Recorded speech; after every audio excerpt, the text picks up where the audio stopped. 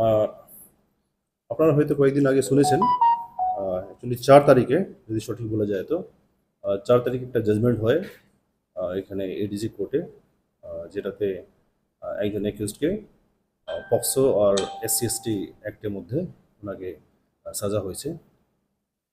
তো এইটা নিয়ে ব্রিফিং আছে। আহ, যদি কেস বিষয়ে যদি বলা হয় তাহলে আহ, গত সেপ্টেম্বর 2024 11 তারিখে একটা ঘটনা ঘটে, যেটাতে একটা নাবালিকা মেয়ে যে ছিলেন, আহ, ওনাকে ধর্ষণের চেষ্টা করা হয়েছিল। যে লোক ছিল, ও 50 বছর বয়স, ওর নাম মোহাম্মদ রফিক উর্ফে মস্তান। তো ওনাকে পরে অ্যারেস্ট করা হলো। একটা কমপ্লেন পেয়েছি আমরা। কমপ্লেন পাওয়ার পরে ওটা, যেহেতু SC/ST অ্যাক্ট ছিল, সেই জন্য ওখানকার যে এর আগে যে SDP ছিলেন, ওনাকে দেওয়া হয়েছিল। তারপরে যে আসামি আছে, আর আসামি অ্যারেস্ট হওয়ার পরে তারপরে যে আইও আছে, আইও চেঞ্জ হয়, নতুন SDP আসে, রবিদাস অবস্থির নেতৃত্বে কেসটা ভালো করে সম্পূর্ণ হয়। আর ট্রায়ালের জন্য আমরা এগোই। এটাকে ফার্স্ট ট্রায়াল করা হয়েছিল। আর এই 4 তারিখে কনভিকশন হয়েছে। কনভিকশনে 3 বছর 3 মাসের জন্য জেল আর 10,000 টাকার ফাইন। যদি 10,000 টাকা ফাইন না দিতে পারে তাহলে আরও 3 মাসের জন্য ইমপ্রিজনমেন্ট আছে। আর 50,000-এর জন্য কম্পেনসেশনের জন্য কোর্ট একটা অর্ডারও দিয়েছে, স্যার যেটা বলছি DLSP যেটা যে দিয়েছে। এই ধরনের কেসগুলোকে সাধারণত পক্সো কেসগুলোতে দেখা যায় যে মেয়েরা তো নাবালিক থাকে স্বাভাবিকভাবে, সে বড় হয়ে ওঠে পরবর্তীতে এবং সে একটা ট্রমার মধ্যে দিয়ে যা ট্রমাটাইজড হয়ে যায়, ম্যাচিওর হওয়ার পরেও সেই ট্রমাটা থাকে এবং সেক্ষেত্রে পুলিশের ক্ষেত্রে সেফটি সিকিউরিটি এবং লিবারেশনটা একান্তই দরকার হয়। এবং সব থেকে বড় কথা হচ্ছে rehabilitation of the family or the victim, সেটার জন্য প্রশাসনের পক্ষ থেকে কি করা হয়েছে, কি তথ্য দেবেন আপনি? ডিউরিং ট্রায়াল অ্যাকচুয়ালি ভিকটিমকে আমরা প্রোটেকশন দিই। আর আফটার ট্রায়াল সবথেকে বড় যদি ওনাদের জন্য কম্পেনসেশন হয়, সেটা হলো কি আসামির সাজা, যেটাতে আমরা এটাতে দিতে পেরেছি। আর এরপরে যদি ওনাদের কোনো অসুবিধার কথা কিছু যদি মনে হয়, তাহলে ওনারা আমাদের কাছে সবসময় আসতে পারেন। আমাদের প্রশাসনের তরফ থেকে যত হেল্প করতে পারি আমরা হেল্প করা হবে। স্যার বলছি, কোন এলাকার এই ঘটনাটা, কোন পিএস এর আন্ডারে? এটা দালখোলা PSের আন্ডারে। দালখোলা PSের আন্ডারে আপনার আহ, জগদীশপুর এরিয়ার মধ্যে আছে। কি ঘটনা ঘটেছিল স্যার, অ্যাকচুয়ালি কিভাবে এই ঘটনা, একজন পঞ্চাশোর্ধ ব্যক্তি এবং যে নাবালিকার কথা বলছেন তার বয়স হয়তো 16-17 বা 14-15 হবে এরকম, কি ঘটনা ঘটেছিল সেদিন? এটাতে অ্যাকচুয়ালি ওনাদের কোনো যে ভিকটিম আছে, ভিকটিম ফ্যামিলির কোনো ক্ষেত ছিল।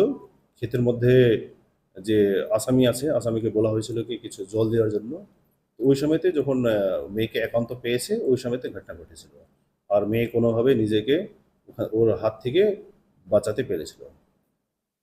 গোটা পুলিশ জেলার একদম চোপড়া থেকে শুরু করে আপনার করণদিঘি পর্যন্ত ইসলামপুর পুলিশ ডিস্ট্রিক্টের অধীন আজকালই দেখা যায় যে এই ধরনের অভিযোগগুলো পুলিশের কাছে একাধিকবার আসে।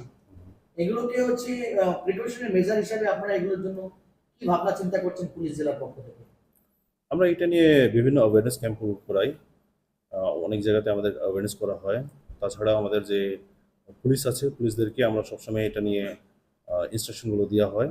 আমাদের বিভিন্ন মিটিংগুলো হয় পুলিশের মধ্যেই। তো পুলিশের এই মিটিংগুলোতে এই ধরনের যে যখনই কেস হয়, তো কেস নিয়ে আলোচনা করা হয়। যত সুপারভাইজারি অফিসাররা রয়েছেন DSP র্যাঙ্কের, ওনাদেরকে বলা হয়, ইনস্ট্রাকশন দেওয়া হয়, প্রত্যেকবারই আমরা দিই এই ধরনের কেসগুলো একটু ভালো করে দেখবে। আর তদন্ত যত শীঘ্র হয়, আর ভালো তদন্ত হয়, কোয়ালিটিতে কোনো কম্প্রোমাইজ না হয়, এটা করা হয়। আর যখনই আমাদের এটা ট্রায়ালে উঠে, তো এটাকে আমরা ভালো করে মনিটর করি। আর ট্রায়ালটা তাড়াতাড়ি শেষ করাতে, আর শেষ হওয়ার পরে পানিশমেন্ট হওয়া, এটা আমরা চেষ্টা করি। দীর্ঘদিন পুলিশের ব্যবস্থাপনার মধ্যে আপনি রয়েছেন, অতিরিক্ত পুলিশ সুপার হিসাবে দায়িত্ব পালন করছেন।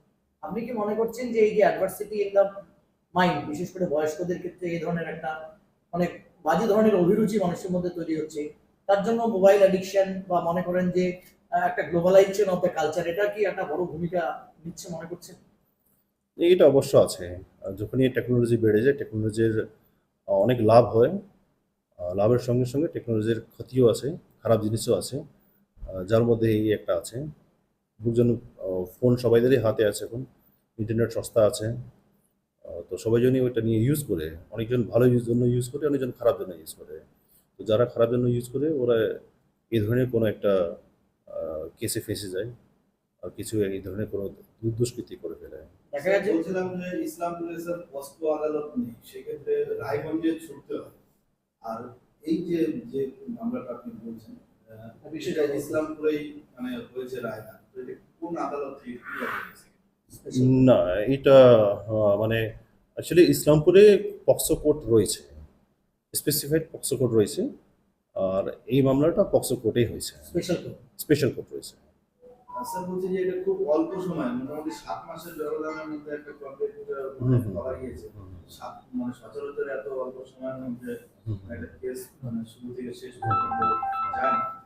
এক্ষেত্রে কি বলবেন, এত অল্প সময়ের মধ্যে একটা বড় সাফল্য পেয়েছে? না, এটা খুবই ভালো যে আয়ো কাজ করেছে, দুজনই আয়োকে অনেক অনেক কংগ্রেচুলেশনস। আর যে পিপি আছেন, পিপি সাহেবকে অনেক কংগ্রেচুলেশনস, কি ওনারা খুব ভালো কাজ করেছেন। এটা মানে একজনের জন্য শুধু একজনই যদি চায় তাহলে হয় না, এটা একটা টিমওয়ার্ক হিসাবে সবাইজনই কাজ করেছেন। সেই জন্য সবাইদের কংগ্রেচুলেশন। যদি এইভাবে যদি টিমওয়ার্ক হয় তাহলে নিশ্চয়ই আমরা পানিশমেন্ট দিতে পারবো। এটার জন্য তো কনভিকশন হয়েছে স্যার, সাম্প্রতিককালে আপনাদের নলেজে থাকবে যে ইসলামপুর গ্রাম পঞ্চায়েতের অধীনেও এই ধরনের একটা হচ্ছে পক্সো মামলা ইতিমধ্যে ইসলামপুর পুলিশ জেলার ইসলামপুর থানাতে রুজু হয়েছে। আপনারা মানুষকে সচেতন করবার জন্য কি বলবেন? না, এটাই আছে কি কনভিকশনটা একটা প্রমাণ যে it's a great offence, it's a criminal offence. POCSO কেসে ঢুকে গেলে কি বলবেন? সেটা আছে কি পাবলিককে আইনের জ্ঞান থাকতে হবে। মানে আইন নিয়ে খেলাখালি করবেন না। যখনই একটা কেউ বেআইনি কাজ করছে তার প্রতিফল রয়েছে।